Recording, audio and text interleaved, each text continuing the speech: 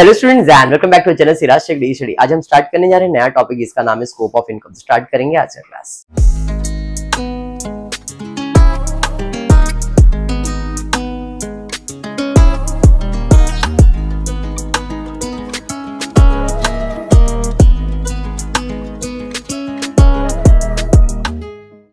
In the previous lecture हमने topic complete किया जिसका नाम था रेसिडेंशियल स्टेटस।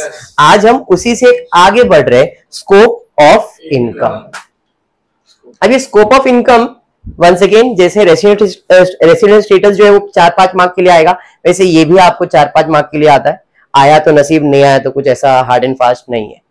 इसमें क्या बताया जा रहा है कि गवर्नमेंट कहता है कि अगर आपका स्टेटस रेसिडेंट ऑर्डिनरी है, अगर आपका स्टेटस रेसिडेंट नॉन ऑर्डिनरी है, या आपका स्टेटस एनआरआई है, क्योंकि गवर्नमेंट ने सिर्फ 3 ही स्टेटस दिया है।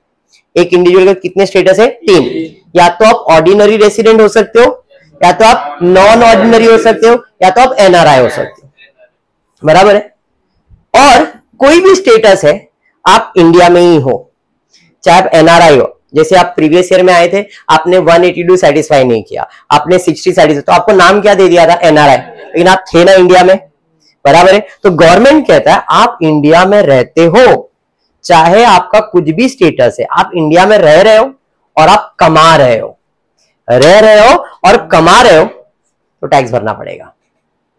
तो टैक्स भरना पड़ेगा। तो आपका स्टेटस देख के गवर्नमेंट आपसे क्या लेता है? टैक्स। और वही चीज हम लोग इस टॉपिक में सीखने वाले हैं कि आपका स्टेटस क्या है और कौन से टाइप का इनकम आपके लिए टैक्सेबल है। ऑर्डिनरी के लिए कौन सा टैक्सेबल है, नॉन ऑर्डिनरी के लिए कौन सा टैक्सेबल है, एनआरआई के लिए कौन सा इनकम टैक्सेबल है। वो चीज पढ़ने के लिए nature of income, resident ordinary, resident but not ordinary and NRI, 3 type के स्टेटस दिए गए। सबसे पहला income, income received in India. बंदा इंडिया में रहता है और उसको इंडिया में इनकम मिल रहा है, तो गवर्नमेंट उसके ऊपर टैक्स लेगा कि नहीं लेगा? ऑर्डिनरी को लेगा, नॉन ऑर्डिनरी से मांगेगा, एनआरआई से भी मांगेगा। इंडियन इनकम, कुछ भी स्टेटस हो आपका, गवर्नमेंट ऑफ इंडिया बोलेगा टैक्स भरना ही पड़ेगा। It is taxable income for everyone. आपका कुछ भी स्टेटस हो, इंडियन इनकम, इनकम रिसीव्ड, ये वर्ड मिल गया ना, रिसीव्ड इन इंडिया। ऐसा कोई भी इनकम के सामने रिसीव्ड इन इंडिया मिला मतलब वो इनकम इंडिया का है। और Indian income is taxable to all the type of status of person. Clear है? दूसरा है इनकम विच अक्रूजेस और अराइजेस इन इंडिया। अक्रूजेस और अराइजेस का मतलब क्या होता है कि भाई तुमने थोड़ा बहुत काम कर लिया और काम करके आपका इनकम जनरेट हो गया, छोटा मोटा काम कर लिया, इनकम जनरेट कर लिया, तो इंडियन इनकम ही हुआ नहीं है। तो अक्रू, अराइज, ऐसा कुछ भी है, मैंने इन्वेस्टमेंट कर दिया इंडिया में आके, अब इन्वेस्टमेंट किया तो उसके बाद इंटरेस्ट अक्रू हो गया, मेरा तो इनकम ही हुआ। और ये कौन सा इनकम है? Indian income. In short, Indian income सबको टैक्सेबल है। तो अक्रू है, अराइज है, तीनों को टैक्सेबल है। क्लियर? फिर है income deem to be received. By default ये मिलेगा इंडिया में ही, आप किधर भी रहते हो मेरे को मतलब नहीं है, इंडिया में ही मिलने वाला ये इनकम है। कुछ इनकम जो इंडियन इनकम होते हैं और सिर्फ इंडिया में मिलेगा और कहीं पे भी नहीं मिलेगा, तो ऐसे इनकम को हम लोग डीम टू बी इनकम कहते हैं। और डीम्ड इनकम फिर से तीनों को टैक्सेबल है। समझ में आ रहा है? फिर है income deem to accrue in India. यहां पे रिसीव्ड, यहां पे अक्रू, देखो received in India taxable, accrue in India taxable, deem to receive in India taxable, accrued in India taxable. Indian income सबको टैक्सेबल है। सिंपल भाषा यही याद रखना है, अगर इंडियन इनकम है तो सबको टैक्सेबल है। अब यहां पे थोड़ा सा अलग, income which accrues and arises outside India. Accrues arises in India का Indian income, income which accrues and arises outside India from business control from India और प्रोफेशन सेटअप इन इंडिया। मतलब क्या है इसका? बिजनेस इंडिया का बाहर है, India के बाहर कोई कंट्री में है, हाँ, और लेकिन उनका पोजीशन इंडिया के गवर्नमेंट के पास है। बेस्ट एग्जांपल मैं देता हूँ, जरा सुनो। स्काई एजुकेशन सुना है ना? स्काई एजुकेशन एग्जाम्पल सुनो, स्काई एजुकेशन। तो मेरे पास करंट पड़ता है, सर बहुत पढ़ाई कर लिया है, मेरे पेरेंट्स ने मुझे बोला है सर अभी क्या है ग्रेजुएशन के बाद मुझे सेटल होने का, मैं सोच रहा हूँ स्काई एजुकेशन यूएस में जाके खोलूं। बाहर भेजो, रुकना। बोला हाँ खोल, लेकिन कंट्रोल में ही करूंगा, जैसा मैं बोलूंगा वैसा करना पड़ेगा। चलेगा सर, आप इन्वेस्ट करो, पूरा इन्वेस्ट करो, मैं उधर जाके पढ़ाऊंगा, सेम आपके स्टाइल का वीडियो भी बनाऊंगा और इंट्रो भी सेम दूंगा। बराबर है? मेरा ठीक है। Income deem to accrue, sorry income which accrues and arises outside India. अब उधर जो फीस मिलेगा तो बाहर का ही मिलेगा, डॉलर में ही फीस मिलने वाला है करंट को, बराबर है? तो इनकम कहां जनरेट हुआ? इंडिया के, लेकिन कंट्रोल करने वाला कौन है? जो भी फीस आएगा पैसे इधर देने का है, अगर सैलरी तेरे को दे दूंगा मैं। कंट्रोल कौन कर रहा है? इंडिया का पर्सन, मतलब उसका हेड ऑफिस इंडिया में होना चाहिए, ब्रांच ऑफिस इंडिया के बाहर है, तो इसे कहते हैं partly foreign income. Pure foreign income नहीं, पार्टली फॉरेन इनकम। क्यों? क्योंकि उसका आधा कंट्रोल तो इंडिया में, आधा इंडिया के बाहर है और आधा इंडिया में, तो इसे कहते हैं पार्टली फॉरेन इनकम। और अगर पार्टली फॉरेन इनकम है तो गवर्नमेंट कहता है तो फॉरेन में कमा रहा है तो फॉरेन में टैक्सेबल होगा, लेकिन नहीं, आधा तो इंडिया में भी कमा रहा है। तो गवर्नमेंट ऑफ इंडिया कहता है अगर पार्टली फॉरेन इनकम है तो सिर्फ दो कोई टैक्सेबल है, resident ordinary and not ordinary. NRI को फॉरेन इनकम के ऊपर टैक्सेबल नहीं। ऐसा क्यों सर? क्योंकि वो एनआरआई है, मतलब वो इंडिया में रहता नहीं है, इंडिया के बाहर रहता है। जब वो इंडिया के बाहर रहता है तो बाहर का गवर्नमेंट उसे टैक्स लेता रहेगा ना उसकी इनकम पे, तो हम लोग कैसे चार्ज करेंगे?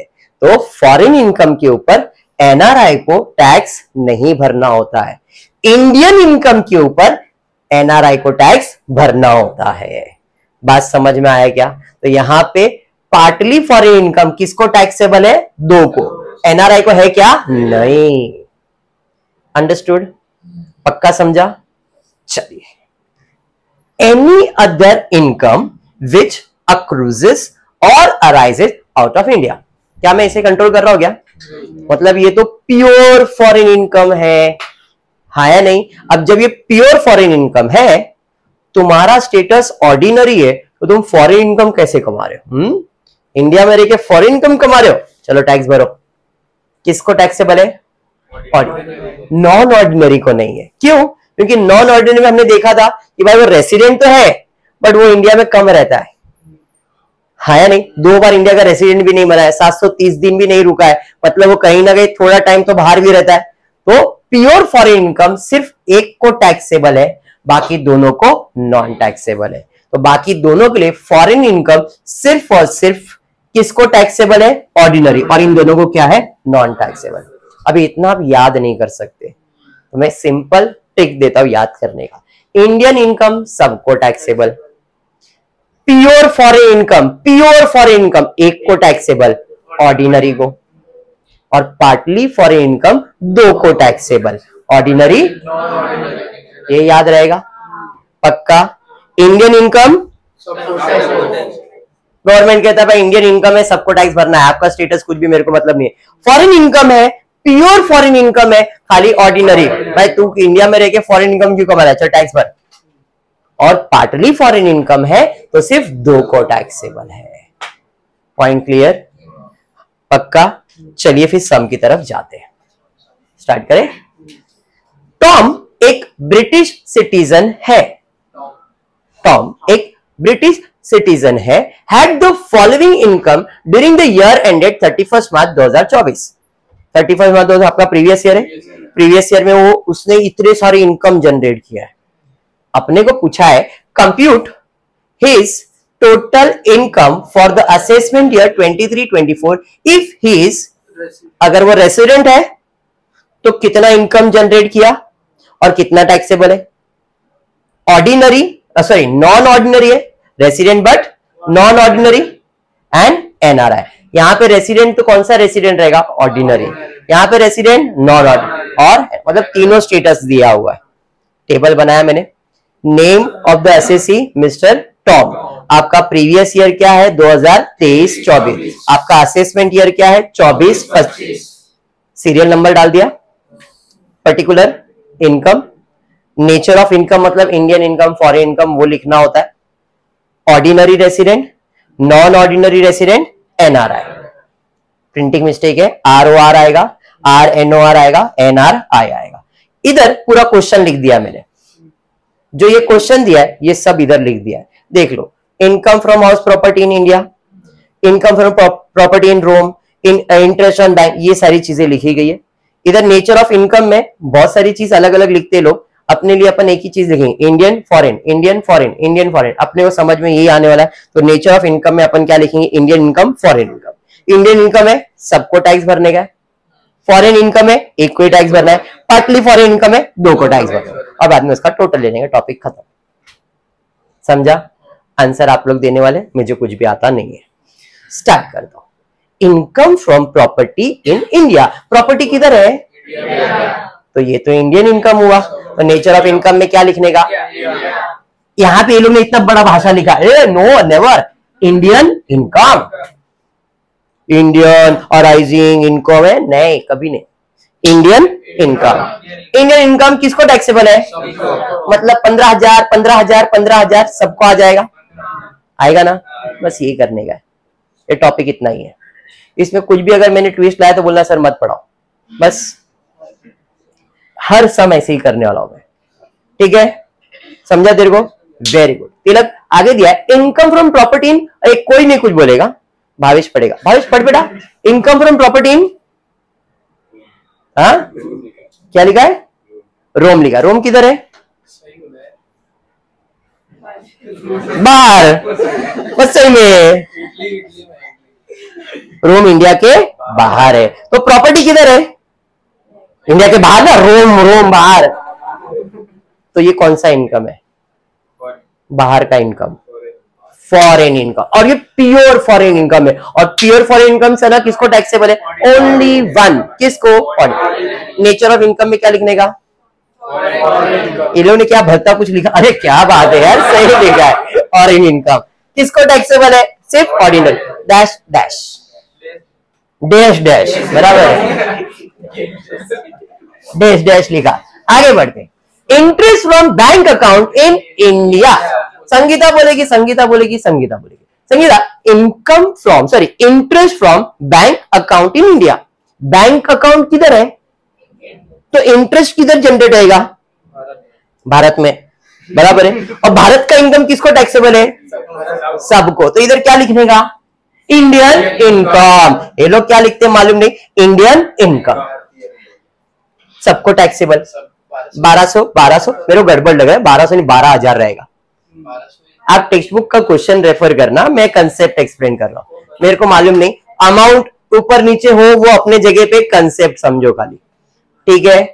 12,000 रहेगा तो 12,000 लिखना, 1200 रहेगा तो 1200 लिखना, फर्क नहीं पड़ता मेरे को, ठीक है? आप टेक्स्ट बुक का क्वेश्चन चेक करना, अगर 12,000 रहेगा तो इधर 12,000 कर देना।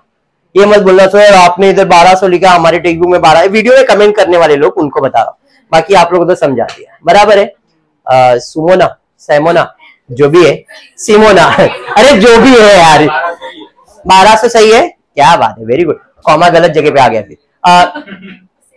Simone, Simone, income from business in Bangladesh being control from Karan वाला एग्जांपल दिया था, याद है? बांग्लादेश में बिजनेस है लेकिन कंट्रोल कौन कर रहा है? तो ये कौन सा इनकम है? कौन सा इनकम है ये? फॉरेन इनकम तो है लेकिन पार्टली फॉरेन, मतलब पार्टली फॉरेन इनकम नहीं, फॉरेन इनकम में लिखने का। किसको टैक्सेबल? दो जन को। समझ में आया? कितना है भाई? 16,000 16,000। समझा क्या? डेस, बराबर, समझा? प्राची समझा बेटा? तेरा नाम प्राची है? चल नेक्स्ट वाला तू बोलेगी बेटा। Interest on bank account in USA, बोलो क्यों ऐसा? हाँ तो क्यों ऐसा ये पूछा, तो नहीं कि बोल दिया आपने डायरेक्ट, क्यों ऐसा? Interest on bank account in, bank account किधर है? तो इंटरेस्ट किधर जनरेट हुआ? फॉरेन में ना, इधर हुआ क्या? किसको टैक्सेबल है? समझ में आया क्या? फॉरेन इनकम सिर्फ एक को टैक्सेबल, देश देश। समझा क्या साइमोना? समझा? अरे समझा, वेरी गुड। अभी फॉरेन सैलरी अर्न, एक मिनट फॉरेन के पहले पढ़ बेटा। Salary earn and received in, ओह क्या बात है, भावेश पढ़ने लगा है। सैलरी अर्न एंड रिसीव, अब टोक्यो है किधर? पढ़ रहा था भाई। करण चाइना में टोक्यो मेरे को नहीं मालूम, मेरे को खाली इतना मालूम इंडिया के बाहर है। तो ये पूछ रहा था।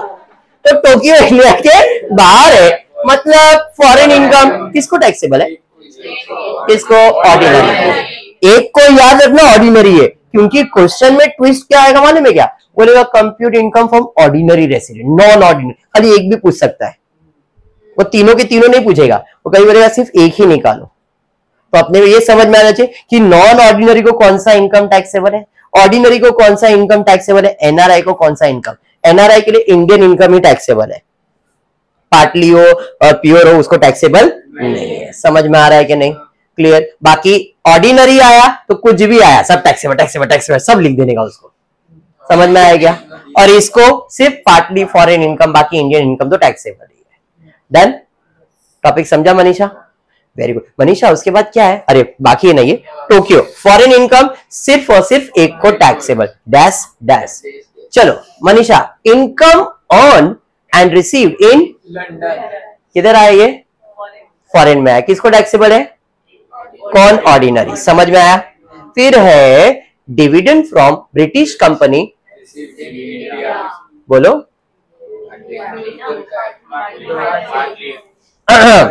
अच्छे से। Ordinary, okay. क्यों ऐसा? British company. क्या बात है, एकदम गलत। Received in India, received in India. मैंने क्या बोला? रिसीव्ड इंडिया मतलब क्या है? क्या ब्रिटिश कंपनी इंडिया में नहीं रहता है क्या? रहता है ना। तो यहाँ पे क्लियर बोला है dividend from British company received in India. Received in India मतलब इंडिया में ही मिला है, और इंडिया में मिला तो फॉरेन कैसे हुआ? अरे समझा? सबको टैक्सेबल, इंडियन इनकम सबको टैक्सेबल। समझा? और कुछ है क्या? नहीं। अब क्या करने का मालूम है? टोटल, इसका टोटल, उसका टोटल, इसका टोटल, टोटल कर लिया, आंसर झालो, अपना टोटल फटफट होता है। समझ में आ गया? चलिए दूसरा प्रश्न की तरफ जाता है। नहीं ऐसा 5 क्वेश्चन करेंगे अपन। चलो डन। इसमें कितना टाइम जा रहा है बे? मजा नहीं आ रहा तेरे को? भूख लगा मेरे को। आप तो घर से खाओगे ना, ऊपर ही तो खाऊंगा ही ना, लगा है ना भूख। चलो डेविड आया। सना कल 0 पे आउट हुआ था। Mister David is a citizen, David is a citizen of USA and non resident in India. Non resident India मतलब एनआरआई। क्लियर बोला है, नॉन रेसिडेंट इंडियन मतलब एनआरआई का। तो अपने को कैलकुलेशन किसका दिखाना है? सिर्फ एनआरआई का। सब दिखाने बोला है क्या? उधर स्टेटस दे दिया उसका, तो अपने को सिर्फ एनआरआई का कैलकुलेशन करना है। In the previous year 23-24 he gives you the following information relating to the income of the previous year। चलो ठीक है। Find out the total income taxable for the assessment according to the provision of section 5। इधर column में सिर्फ NRI बना, बराबर। Particular में जो भी इनकम है कॉपी पेस्ट मार दिया, 6 इनकम लिख दिया है। Nature of income NRI. NRI को सिर्फ और सिर्फ इंडियन इनकम टैक्सेबल होता है, फॉरेन इनकम टैक्सेबल होता है क्या? पहला है सैलरी अर्न एंड रिसीव्ड इन,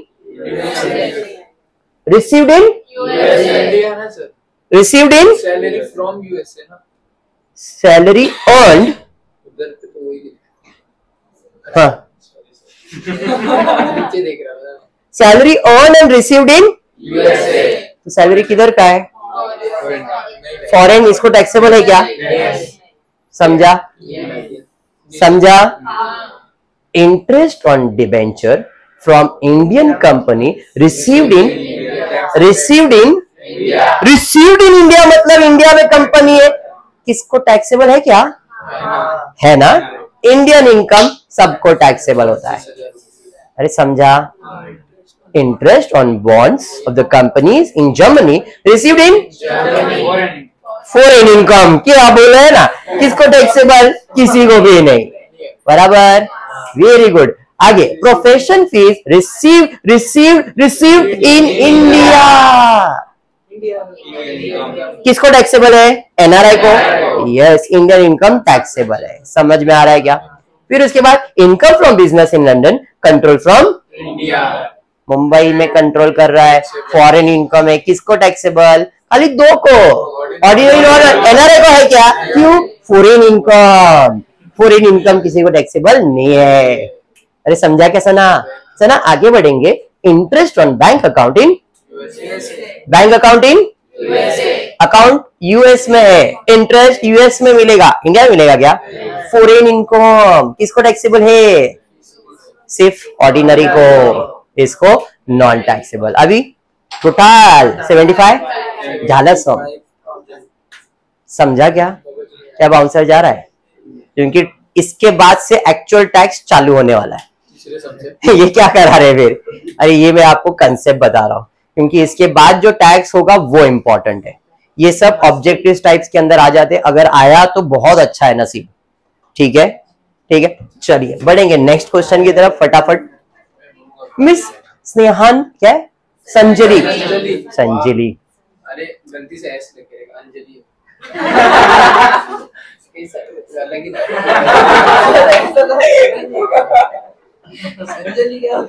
बस संजलि क्या होता है, अंजलि क्या हो रहा है, सब समझ रहा है मेरे को। अरे समझ रहे हो?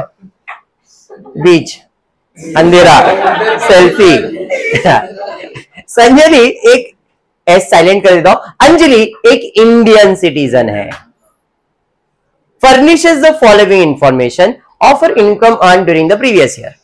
You are required to find out the gross total income for the assessment year, ordinary, non-ordinary, NRI, तीनों फाइंड करना है। चार इनकम लिख दिया।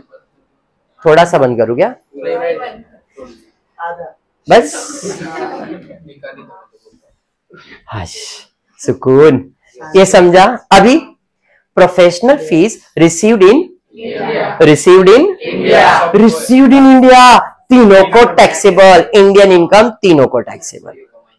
समझाइए? पुड़े income earn in India but, बोलो, ये स्केल से मारूंगा, पाटली बोले तो। इनकम अर्न इन, किधर कमाया? इंडिया में ही कमाया ना? इंडिया में कमाया, बोला मेरा फ्रांस में भिजवा देना। कौन सा इनकम है ये? कौन सा इनकम है ये? इंडियन इनकम है ना भाई। मैं काम करके जा रहा हूं, मेरा पगार भिजवा देना, मैं फ्रांस में हूं। इंडियन इनकम क्यों? क्योंकि अर्न कहां किया इसने?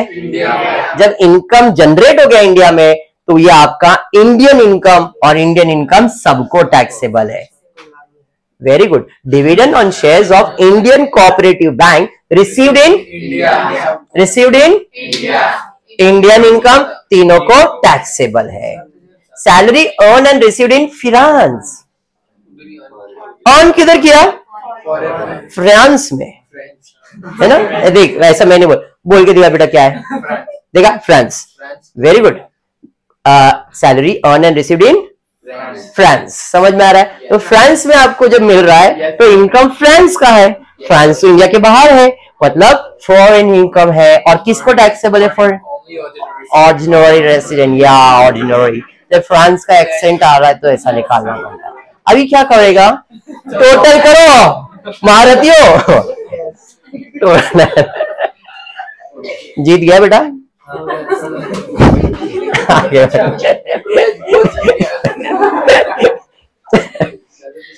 स्टार्ट करें last sum for the day.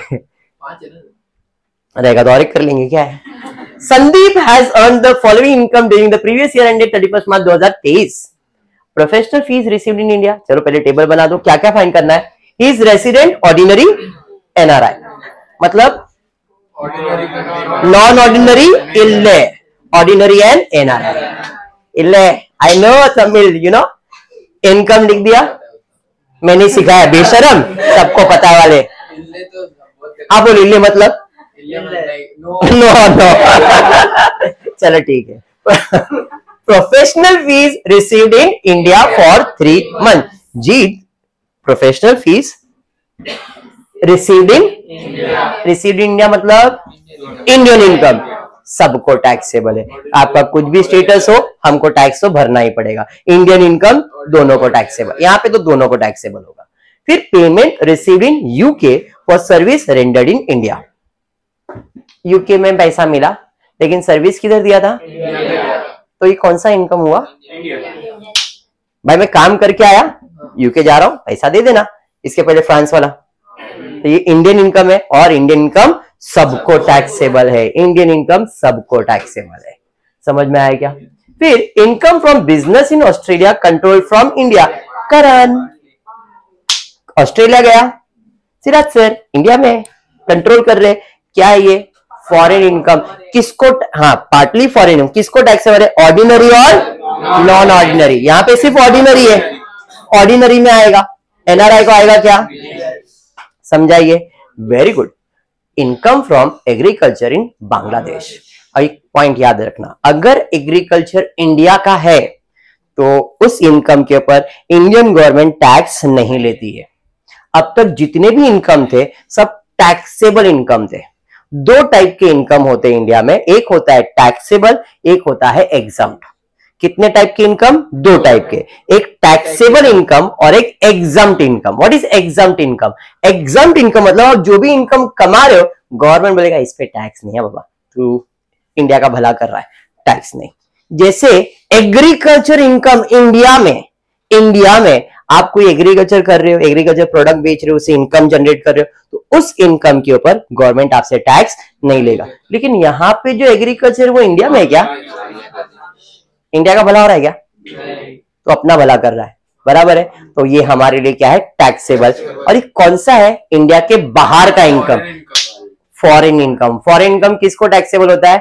Ordinary को। तो ये income from agriculture in Bangladesh, out of India का एग्रीकल्चर है, तो ये फॉरेन इनकम है। और फॉरेन इनकम सिर्फ एक को टैक्सेबल होता है, ऑर्डिनरी को। तो फॉरेन इनकम सिर्फ एक को टैक्सेबल है। समझाइए। अगर यहां पे इंडियन एग्रीकल्चर होता तो ये टैक्सेबल होता क्या? नहीं। इसे हम एग्जम्प्ट कहते हैं। एग्जम्प्ट मतलब इधर लिखते नहीं।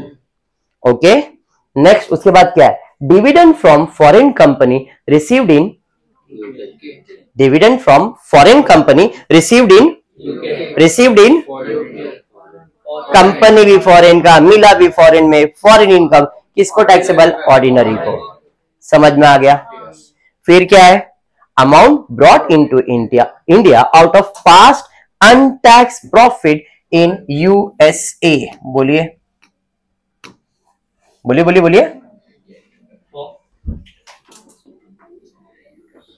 Past untaxed profit, past profit, untaxed profit, ऐसा कोई वर्ड आया ना तो गवर्नमेंट कहता है ये तो पास्ट पुराना प्रॉफिट है, इस साल का है क्या? तो पास्ट प्रॉफिट गवर्नमेंट की नजर में इट ऑलरेडी टैक्सेबल, इसलिए हमारे लिए एग्जम्प्ट होता है। क्या होता है? एग्जम्प्ट। और एग्जम्प्ट इनकम के ऊपर टैक्स भरने की जरूरत नहीं है। तो ये मेरे लिए क्या है? रेमिटेंस या past is not an income, इसलिए वो आपके लिए टैक्सेबल नहीं है। तो ये एक नया वर्ड आपको मैंने 2 चीजें एक्चुअली में पढ़ा दिया। एक तो है इंडियन एग्रीकल्चर एग्जम्प्ट होता है और पास्ट अनटैक्स प्रॉफिट एग्जम्प्ट होता है। क्लियर? दोनों पॉइंट याद रखना, आपके लिए अच्छा रहेगा। और कुछ है क्या? नहीं, टोटल कर लेते। मेरे हिसाब से आज के लिए इतना ही है। टॉपिक समझ में आ गया? क्या है टॉपिक? क्लियर? चलिए तो फिर आज के लिए इतना ही करते हो। होपफुली वीडियो पसंद आया तो प्लीज वीडियो को लाइक कर देना, फ्रेंड्स ग्रुप में शेयर करना, चैनल को सब्सक्राइब करना। Thank you for watching the video.